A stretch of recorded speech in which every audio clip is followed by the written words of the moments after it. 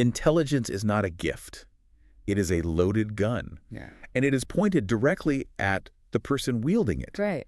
History is literally littered with people who possessed unimaginable, world-altering intellect, only to pull that trigger on themselves. Yeah. Take Steve Jobs, for example. Yeah, a perfect example. An artistic genius, a visionary you could see around the corners of technological history. He is the reason you likely have a masterpiece of engineering sitting in your pocket right now. Yet, when faced with a highly treatable form of neuroendocrine cancer, what did his towering intellect actually decide to do? He rejected the science. He completely rejected modern oncology. He actually believed he could apply the same reality distortion field he used to, bully circuit boards and software engineers into submission to his own biology. Right. He thought he could outthink his own body. Exactly. He chose a fruit diet. He chose acupuncture. He chose alternative medicine until it was just too late. He only realized his error when the tumors had metastasized way beyond the reach of the science he had actively ignored. It's tragic, but it's a structural pattern. Or consider Jack Parsons. He was the indispensable mind behind NASA's Jet Propulsion Laboratory. I mean, he essentially invented castable solid rocket fuel. Without him, we don't go to space. We don't. Without his equations, his mastery of chemical propulsion, humanity simply does not break the atmosphere. We do not go to the moon. But on June 17, 1952, in his Pasadena laboratory, a massive explosion ended his life. And then the truth came out. Right. From the rubble emerged this terrifying secret.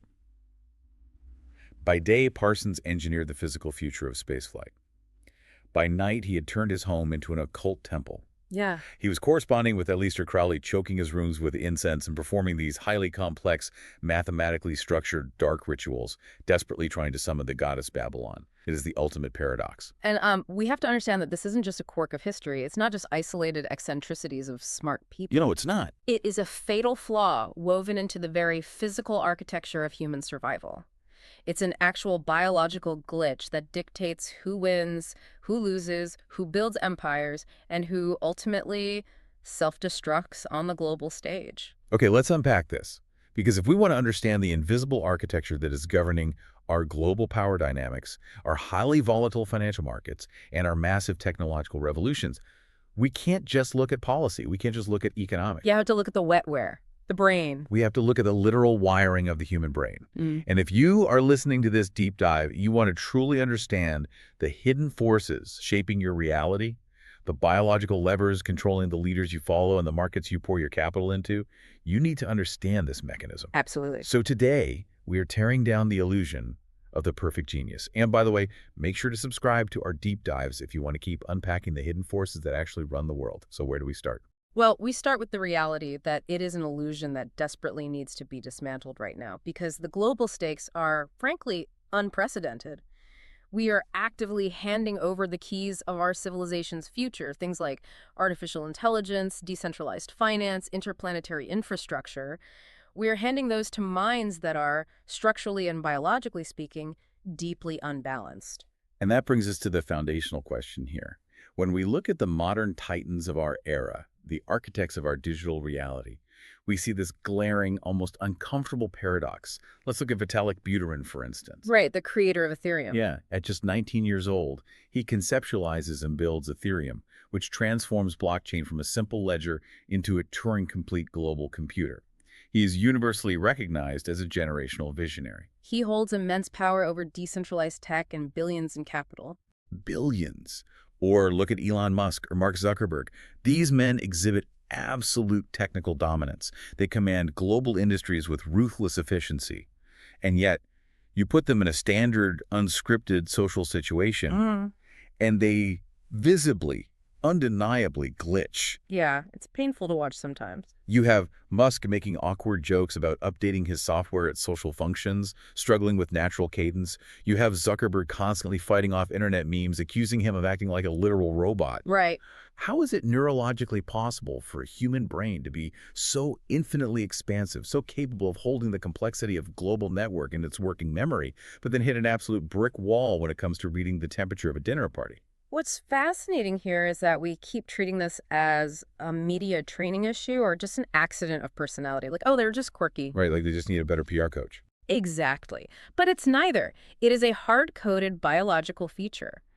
To really understand it, we have to stop looking at these individuals as modern tech billionaires. We have to start looking at them as ancient biological organisms trying to operate in a modern world. We have to rewind the clock. We have to completely rewind the evolutionary clock. I want you to transport yourself back, say, anywhere from 200,000 to 2 million years ago. Paint the picture of our ancestors in your mind. Okay, setting the scene. You have a fragile tribe of maybe 50 individuals. They are surrounded by absolute suffocating darkness every single night. There are massive apex predators in the brush. There is the constant looming threat of starvation, of bacterial disease from a simple scratch, of violent death from competing tribes. It's the ultimate high-stakes, zero margin for error environment. There are no safety nets. A single bad decision doesn't mean you lose a client or get fired. It means your entire genetic line is erased from the earth. Absolutely erased, extinct.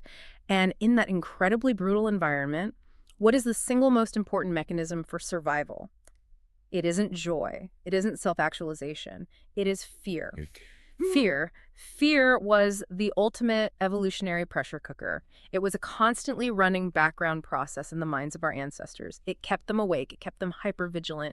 It forced them to constantly run these massive probability matrices about the future just to live another day. Wow. And this relentless, agonizing pressure of fear forced the human brain to physically adapt over millennia. It forced the species to adopt radically different behaviors and cognitive roles just to mitigate that terror. Wait, I need to challenge that premise for a second. Because I think we run the risk of conflating a temporary psychological state with a permanent biological structure. What do you mean? Well, when we talk about fear today, we frame it as just an emotion. It's fleeting, right? You get scared during a horror movie or even near miss on the highway, your heart rate spikes, and then 20 minutes later, your nervous system resets and you're back to normal. So how does a temporary emotion, even a really intense one, permanently rewire the biological, physical architecture of an entire species? That is the critical distinction we have to make between modern psychological discomfort and ancestral existential terror.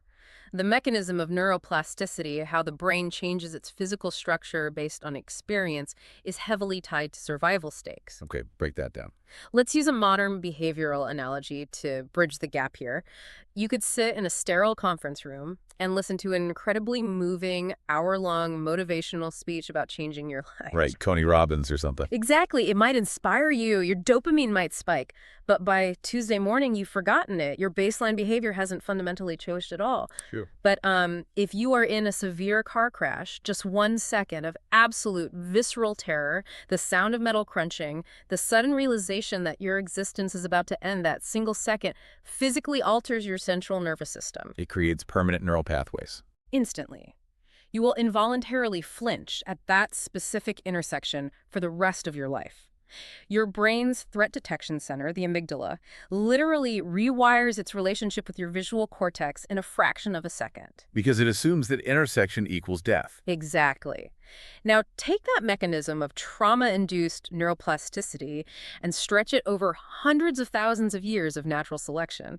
The brains of our ancestors were under constant multi-generational pressure. The ultimate stress test. Right. To survive against nature, the brain couldn't just stay stagnant and rely on brute strength because as a species, we didn't have any. We were weak. So it had to specialize. It had to divide and conquer the threats around it by creating totally different types of minds within the tribe. Which naturally leads to the ultimate design question, doesn't it? If nature's goal was our survival and global dominance, why didn't it just build the ultimate, perfectly well-rounded human? The superhuman. Yeah, why not create a baseline species of universal super geniuses who are incredibly logical, perfectly attuned to social nuances, brave enough to explore new continents, and disciplined enough to maintain the camp? Why did evolution choose these extreme fragmented differences instead of one perfect prototype? Well, it's because nature is bound by a foundational biological rule that we often ignore. It heavily favors specialization, not generalization, because of pure, unforgiving thermodynamics. Thermodynamics, like energy use. Specifically, the limits of the energy conservation law. Let's look at the specs of the human body. Your brain makes up roughly 2% of your total body mass. Just 2%. But it's a massive energy-devouring supercomputer. Exactly. At rest, just sitting there doing nothing, it consumes a staggering 20% of your body's total caloric energy. Just keep the lights on and the lungs breathing. Precisely. Now remember the ancestral environment. Calories were incredibly scarce. Finding a handful of nuts or hunting down a small animal was a monumental daily achievement. The human body operated on an incredibly strict energy budget. The hardware had a hard limitation. A very hard limitation. If a single brain tried to master deep technical logic, complex social dynamics, high-risk exploration, and routine stabilization all at once, the neural density required would burn so much energy that the body would literally starve to death trying to feed its own head. Okay, that makes perfect sense. I want to try an analogy here to see if I'm tracking the mechanics of this. It sounds almost exactly like how a smartphone manages its battery life. Let's hear it. So, if I open a really high-intensity 4K video rendering app on my phone, the operating system knows it has a limited battery, right? So it automatically dims the screen, it shuts down background syncing, it stops checking for emails, all to funnel every ounce of available power into that one massive processing task. Right. If it tried to run everything at maximum capacity, the battery would fry in 10 minutes. Is that essentially what the brain is doing when it encounters a massive cognitive load? It's a forced compromise. That is a phenomenal way to visualize it. Yes, it is a forced compromise. In neurobiology, we call this mechanism competitive neural allocation. Inside your skull, it is a zero-sum game. To ensure the survival of the wider tribe, nature divided the human brain into 4 distinct evolutionary factions, or cognitive gradients. It distributed the processing load across different individuals. Exactly. It outsourced the survival tasks. Okay, let's break down the architecture of these 4 factions, because this is where I think you, the listener, are going to start recognizing yourself, your family, and, frankly, the people running your companies. The first faction is the technical brains. In the high-stakes ancestral tribe, these were the hyper-vigilant observers. They did not care about tribal gossip. Their survival depended on recognizing microscopic patterns in the environment. Like tracking. Right. They noticed that a specific slight indentation in the mud near the river meant a predator had passed by exactly 3 hours ago. They noticed that a certain specific flight pattern of birds meant a freshwater source was over the next ridge. They saw the data. They obsessed over the exact mathematical sharpness of a flint spear or the trajectory of a thrown rock. They were the ultimate systemizers. Fast forward to today, these biological descendants are your Isaac Newtons, your Nikola Teslas, your Srinivasa Ramanujans.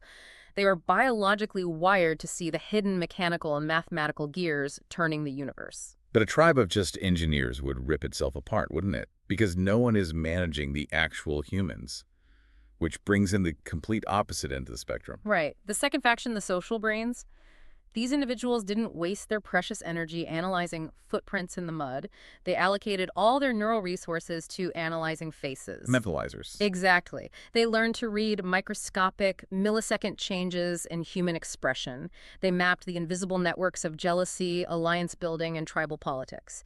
They were the Machiavellians who realized that, you don't actually need to be the strongest hunter in the tribe as long as you can socially manipulate the strongest hunter into sharing his food with you. That is such a crucial hack. It is. They process emotional data faster than anyone else on Earth. Today, these are the ancestors of our modern politicians, our elite salespeople, our actors, and our highly charismatic corporate leaders. So you have the systemizers reading the environment and the mentalizers reading the people. But if they just stay in their cave perfectly managing each other, eventually the local valley runs out of resources.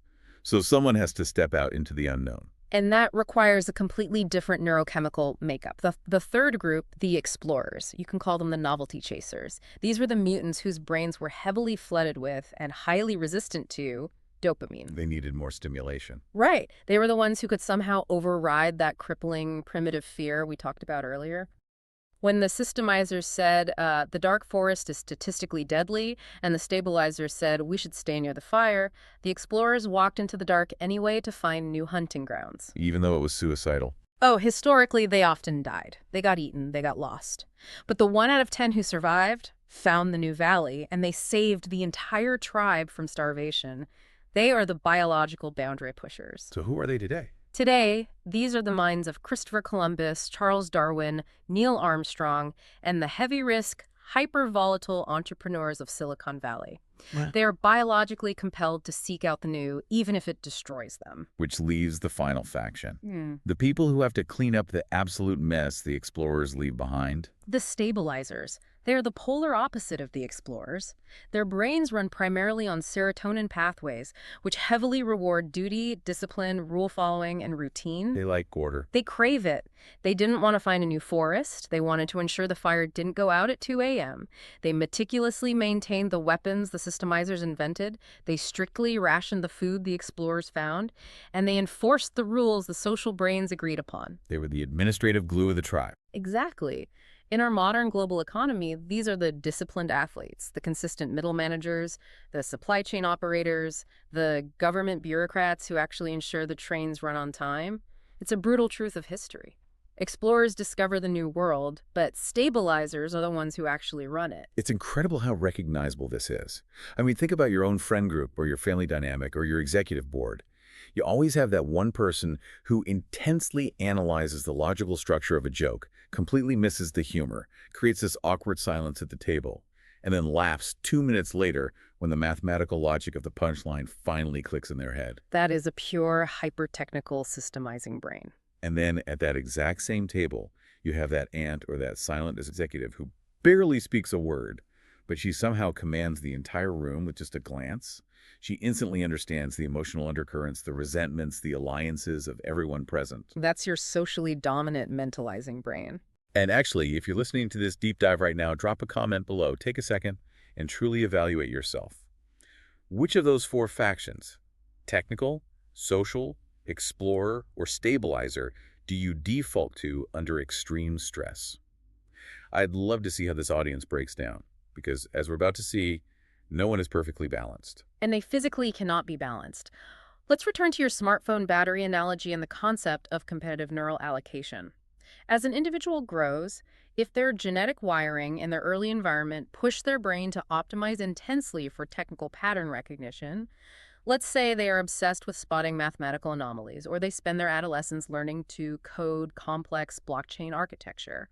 Their brain literally takes physical resources away from other areas. It reallocates the power. The brain automatically prunes or trims back the synaptic pathways responsible for natural social intelligence, because keeping them alive burns too many calories. So to build a superhighway for logic, the brain has to bulldoze the roads used for empathy. That is the exact physiological reality. The neurons responsible for instantly reading a subtle facial expression of disappointment in a colleague are sacrificed to build stronger, faster, heavily myelinated pathways for systemic logic. Wow. It creates 2 totally different structural networks in the human population. In cognitive psychology, we call them the systemizing brain versus the mentalizing brain. The systemizing brain maps the predictable relationships between objects, code, and concepts. The mentalizing brain maps the highly unpredictable intentions and emotional states of human beings. And you can't be perfect at both. You can be world-class at one, but the laws of thermodynamics dictate you will likely be profoundly deficient in the other. So if we pull this thread further and push beyond the surface level platitude of just saying, everyone has different strengths, what happens when we take these highly specialized, incredibly extreme brains, these biological mutants, designed for a hunter-gatherer existence, and we force them into the rigid, standardized, fluorescent-lit boxes of modern society? If we connect this to the bigger picture, what happens is we uncover one of the most tragic, economically destructive misunderstandings in modern human history. We start talking about neurodivergence. Okay, this is a huge topic right now. Right. Conditions like autism, Asperger's, ADHD, and dyslexia. Today, our global medical establishments and our standardized educational systems almost entirely pathologize these conditions. We label them as defects in the DSM-5. We treat them as problems to be fixed. We view them as learning disabilities, as behavioral disorders that need to be heavily medicated, corrected, or therapied away so the person can act normal. But if we analyze this through the cold, objective lens of evolutionary biology, they are not defects at all. They are incredibly successful evolutionary designs meant for distributed tribal cooperation. This is a massive paradigm shift. You're saying these conditions aren't glitches or broken hardware. They are highly specialized operating systems that are just running in the wrong environment. Let's look at the raw data because it completely shatters the narrative of disability. It is a statistically stunning fact that up to 35% of top corporate CEOs in the United States and Europe have dyslexia. 35%, that's huge. It is. Now, think about the life trajectory of those individuals. In a traditional standardized school system, a dyslexic child is heavily penalized every single day. They struggle to decode standard phonetic texts. They fail standardized multiple choice exams. They are placed in remedial classes, and they are explicitly told by authority figures that they have a defective brain. They're made to feel stupid. But when you take that exact same brain out of the classroom and put it in a dynamic, high-stakes, global corporate environment, an environment where they need to rapidly delegate tasks, think laterally, intuitively read the strengths of their team, and manage massively complex spatial and strategic problems, they absolutely dominate. Because they aren't bogged down by rote memorization. Exactly. They run massive global enterprises precisely because their brain didn't waste vital neural real estate on the relatively modern artificial task of rote text memorization. They were forced to develop their mentalizing and explorer traits to survive. And we see this exact same dynamic playing out with the tech titans we mentioned at the beginning. I mean, Elon Musk has publicly stated on national television that he has Asperger's. Bill Gates' daughter has openly discussed that her father shares strong traits on that spectrum. Right. Even the creator of the source research we're analyzing today took scientific-grade cognitive mapping tests and found they scored incredibly high on the systemizing quotient and practically at the floor for natural social intuition. And in the realm of global technological development, that is the textbook definition of healthy, weaponized neurodivergence. Weaponized neurodivergence. I like that. It's what it is. This intense hyperfocus, this bizarre biological ability to lock onto a highly abstract technical problem for 4 days straight without needing social validation or human interaction is a massive evolutionary advantage. It is exactly what allows a Steve Jobs or a Vitalik Buterin to see complex technological patterns that the rest of humanity is blind to. But society punishes it. Here is the tragedy. It immediately becomes a severe disability the moment you place that brain in an environment that demands neurotypical conformity. Right. If you take an explorer brain, a brain on the ADHD spectrum that is biologically wired to hunt for novelty, take massive risks, and rapidly shift focus to scan for threats, and you force that person to sit absolutely still at a cubicle desk for 8 hours a day filling out Excel spreadsheets, you are actively destroying that mind. You're crushing their biology. You are burning out their dopamine receptors. To use a different framing, you are taking a finely tuned Formula One engine, putting it in a golf cart, and then wondering why it's tearing itself apart. They will spend their entire life believing they are broken simply because their specialized hardware doesn't match the generalist software society demands. But here is where this evolutionary mismatch gets really dangerous, especially when we zoom out and look at global power structures, politics, and the massive flow of capital. Because of this biological blind spot, we as a society are incredibly susceptible to what I call the illusion of competence. Oh, absolutely. Because the evolutionary trade-off swings both ways, right? Technical geniuses, the systemizers, can look incredibly foolish or awkward in public. Oh. But socially intelligent people, the mentalizers, they can use their specialized brain to appear vastly smarter, vastly more ethical, and vastly more competent than they actually are. This is a crucial vulnerability in human civilization. The social brain is mathematically optimized for manipulation, for reading the room, for mirroring emotions, and for presenting unwavering confidence. And we are wired to fall for it. We are ancestrally wired to trust absolute confidence over complex logic. In the tribe, if someone yells, "run," with absolute confidence, you don't ask for a peer-reviewed study, you just run. There's this brilliant, almost terrifying example of this exact manipulation from global pop culture. Take the massive Bollywood star Shah Rukh Khan. Okay. He has hundreds of millions of followers.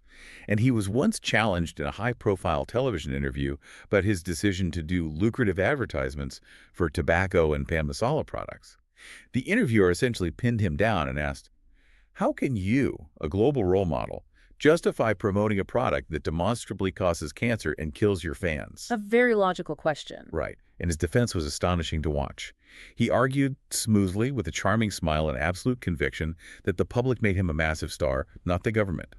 Therefore, if the public chooses to buy the toxic product he endorses, the public will get the cancer, not the government.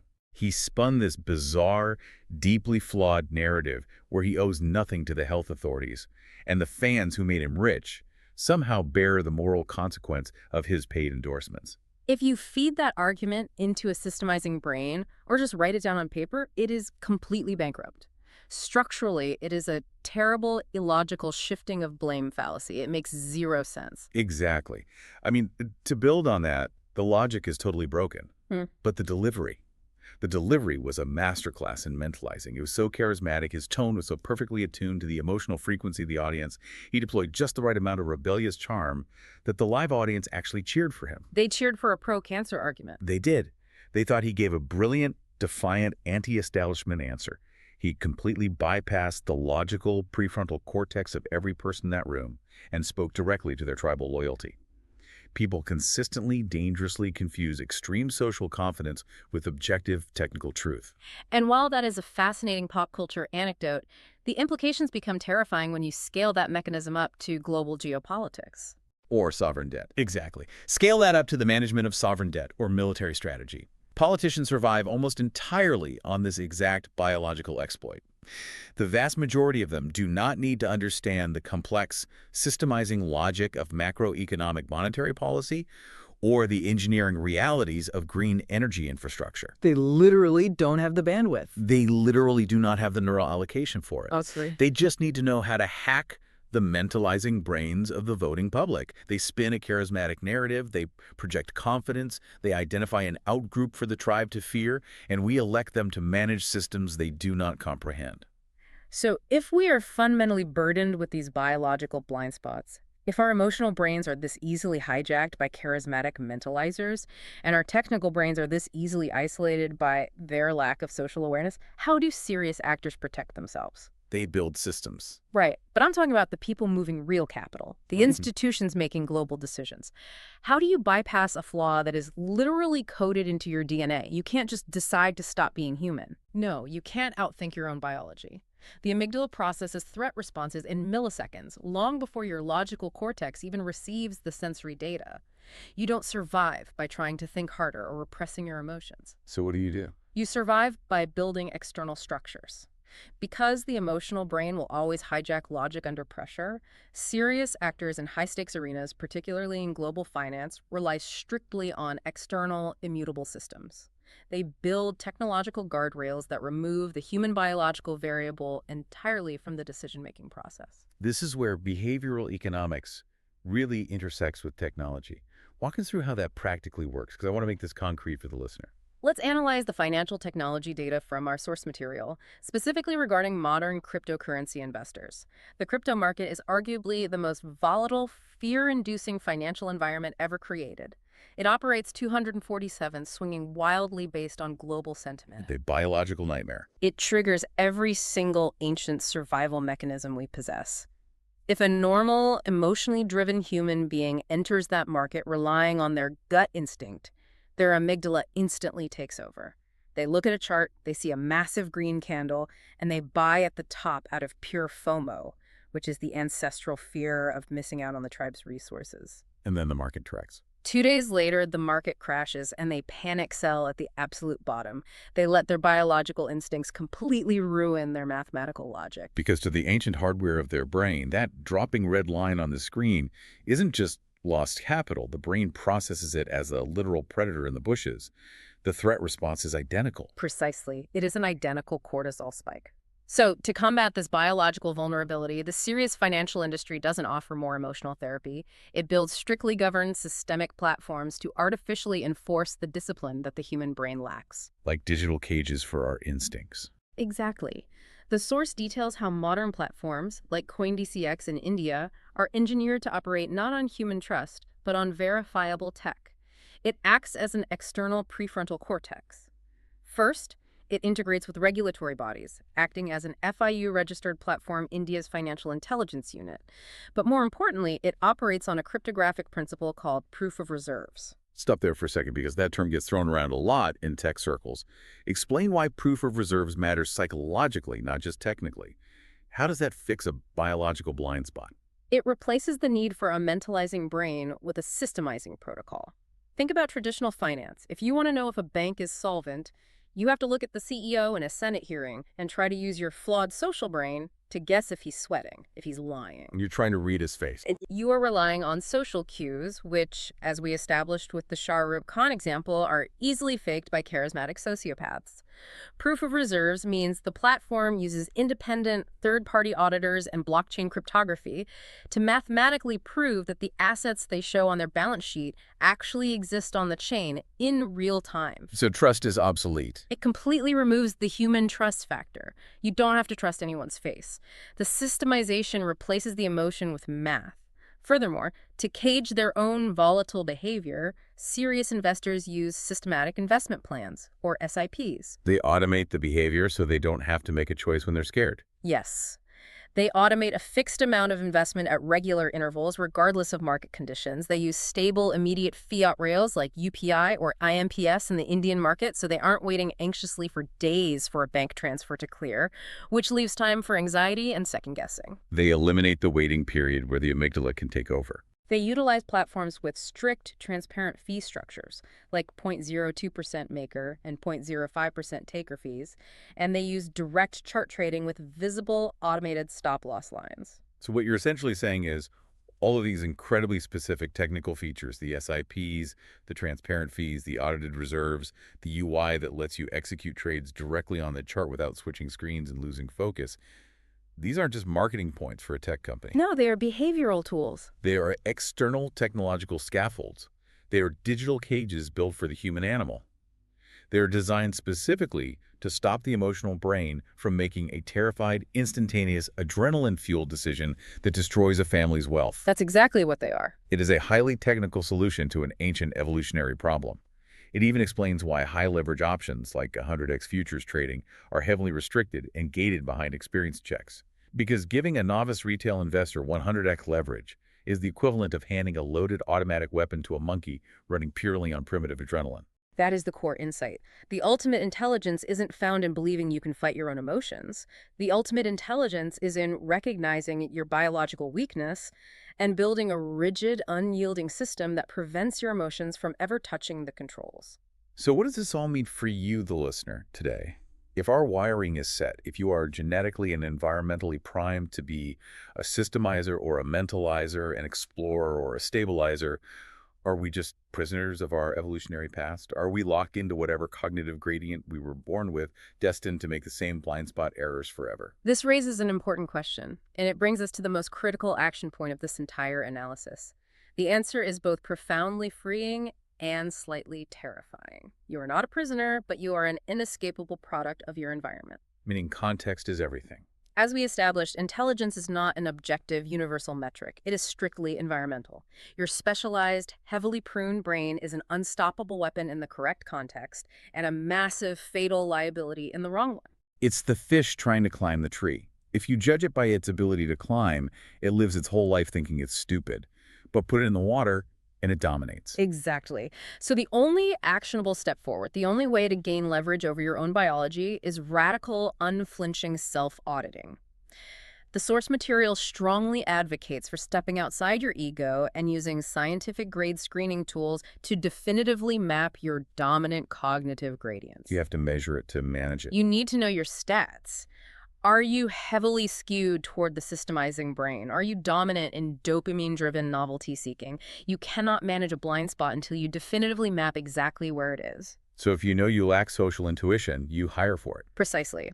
If you are a high-level systemizer, you need to consciously hire or partner with a mentalizer and trust their read on people because yours is flawed. Knowing your base code is the only way to make career, financial, and life decisions that align with your hardware, rather than constantly burning out your battery fighting it. Which brings us to the ultimate tension. Because even if you successfully map your brain, even if you know exactly where your blind spots are, and even if you build all the external systems in the world, there is still something else at play here, something deeper. Yes, there is. There is a final, profoundly unsettling revelation to all of this data. Everything we have discussed today,